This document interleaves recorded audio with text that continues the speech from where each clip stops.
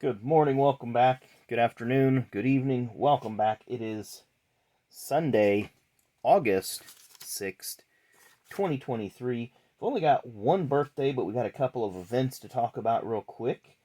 And we'll start way back in 1972 at Talladega.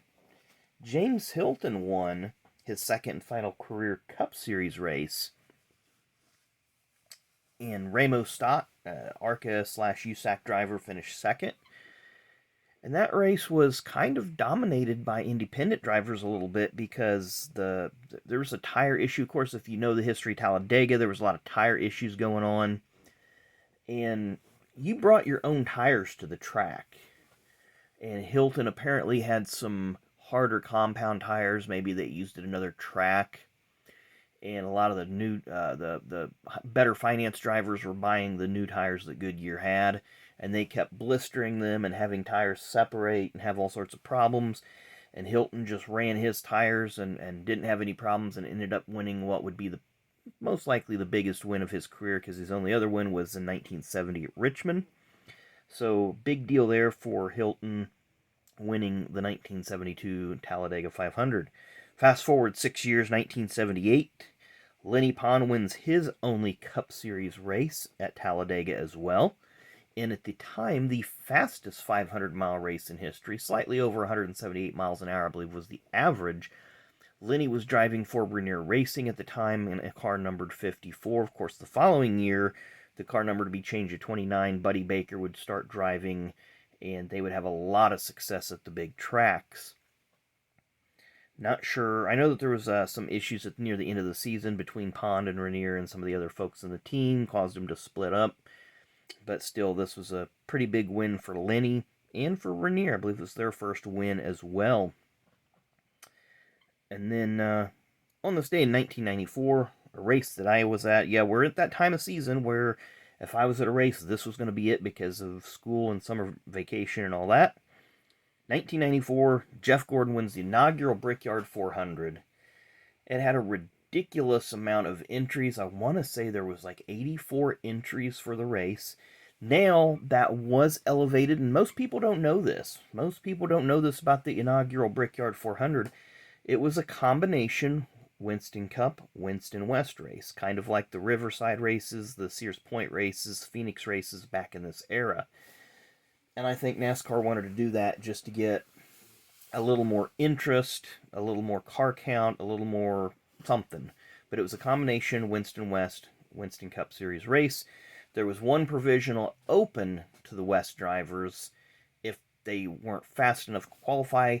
None of the Winston West drivers were fast enough to qualify on speed. Mike Chase, the points leader, and the Winston West got that provisional, so he was the only West Series driver that started the race. I believe there was 43 drivers that started the inaugural Brickyard, maybe 42. I'll have to go back and look. But the weather was perfect that day. The crowd, there was not a seat to be had.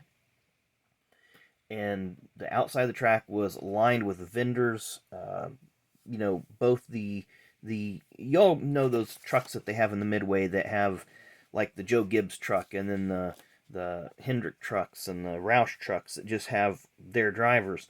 Well, back in this day, each of the top 25, 30, 35 drivers each had their own rig with their own merch. And there were very few combination rigs. So you could go down back in this day and there was a Dale Earnhardt rig, there was a Jeff Gordon rig, there was a Terry Labonte rig, there was a Rusty Wallace rig. And each team had their own merchandise. So that was always fun to go through and go to each booth and each tent and each rig. So a lot of fun back in those days. So anyway, we have one birthday we're going to talk about. Born on this date in 1992. I've met this driver a few times at the track, but the first time I met him was in 2000 when he was 8 years old, when he was with his dad at an autograph signing. Mr. Jeb Burton. So a little bit about the signing that I went to with one of my friends back in 2000. It was in a Payless shoe store, and Ward was signing. Of course, he was driving the cat car at the time. Jeb was 8 years old and just running around having a good old time in the back, behind his dad, behind the table. So having some fun there. But Jeb course, he started in the trucks. He moved to Cup. I know he was with BK Racing for a season, and we all know everybody at BK Racing had some rough times. Who was he with here? I can't remember. JGL. I think that was the 26 car, maybe. But he's had a rough time keeping rides. I don't think he's got a bad personality. At least anytime I've ever met him, I don't know him personally, but I've always liked his, he's always put in a good effort on track. He's driven for Junior Motorsports here. You can see, of course, this year he is with, he's teammates with Parker Retzlaff with Jordan Anderson Racing. I always get Jordan Anderson Racing and Sam Hunt Racing confused because all their numbers are like 24, 26, 28, 27. They're all real close together. Of course, Parker's in the 31.